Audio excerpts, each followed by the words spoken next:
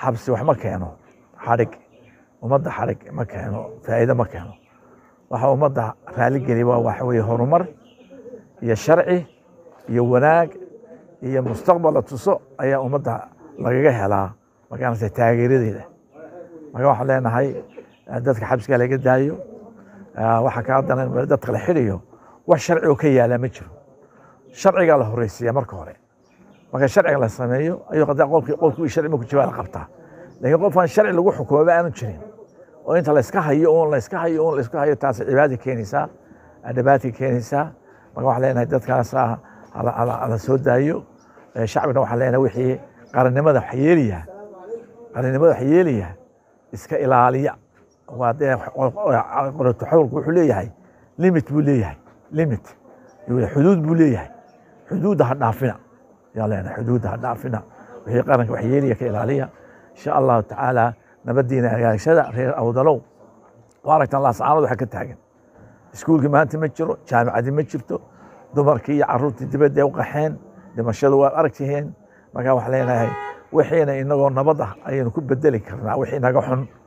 wixii horumara nabad baa horumar lagu samayn karaa dagaal duushiisa horumar ma yimaado nabadda ku adkaysta adduunka waa ogtiin maanta meesha waxa ka taagan adduunka waa ogtiin waxa ka yaala meelaha lama jiiranayo ayaynu nahay geyiga soomaali degto soomaaliya waa meelaha ugu fiican ee loo dalxiis yimaado ajnabigu waddada iska marayaan nabadda lacagtu dibadda taalo adduunka ma jirto taasoo kale nabadda aan haysano qofka maamulka xun iyo qaranka la kala saaro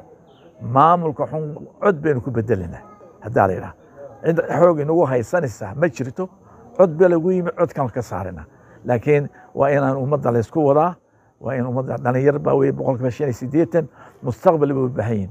jaamacaday ka baxayaan shaqay u baahan yihin inay guursadaan u baahan yihin intaaba nabad baa lagu helaa markaa nabadiina ilaashada yaan dad dibadda jooga oo caruurtoodu ay maraykanka iyo yurub joogaan yaana caruurtiina tacliin tirin yaana dadkiina qixinin wixii naga xun hal faamili baynu nahay inaga daaya qabyaaladda days wada dhalay baynu nahay ilaahay meel wada dejiyey baynu nahay isku ab iyo waxaynu nahay xidid baynu nahay madaxda inaga xun ilaahay madax wanaagsan siiyo ilaahay subxaanahu wa tacaala madaxda inaga xun madaxdana waxay ku fiican tahay oo inagu wanaagsan markan kitaabka ilaahay iyo sunnaha rasuulka calayhi salaam markaynu ka isku xukuno oo iswaafajino calankeena iyo camalkeena ayaynu noqon doonaa ilaahay barwaaqada ina siin doonaa oo macdintan